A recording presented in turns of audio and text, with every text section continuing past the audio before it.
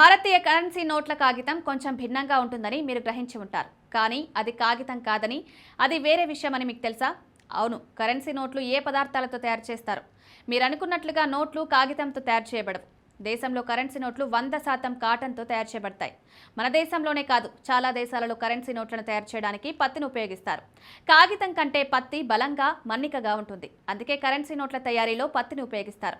భారతదేశంలో నోట్లు 4 ప్రెస్లలో ముద్రించబడతాయి. వాటిలో 2 భారత ప్రభుత్వం కింద, 2 రిజర్వ్ బ్యాంక్ కింద పనిచేస్తాయి.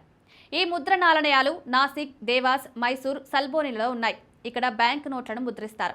ఇక మనం నాణాల గురించి మాట్లాడుకుంటే అవి security printing and minting corporation of India limited 4 మింట్లలో తయారు చేయబడతాయి. ఈ మింట్లు ముంబై, హైదరాబాద్, కోల్కతా, నోయిడాలలో ఉన్నాయి. ఈ నాణాలను రిజర్వ్ బ్యాంక్ చట్టంలోని సెక్షన్ 38 కింద జారీ చేస్తారు. నోటును మరింత మన్నికగా చేయడానికి పత్తితో ఘాటిన్ అంటుకునే ద్రావణాలను ఉపయోగిస్తారు. చిరిగిన లేదా టేప్ చేయబడిన కరెన్సీ నోట్లను మార్పిడి చేసుకోవడానికి ఏ బ్యాంకు కూడా నిరాకరించకూడదు. బ్యాంకు ఉద్యోగులు నిరాకరిస్తే కస్టమర్లు ఆర్బీఐకి ఆన్లైన్లో ఫిర్యాదు చేయవచ్చు.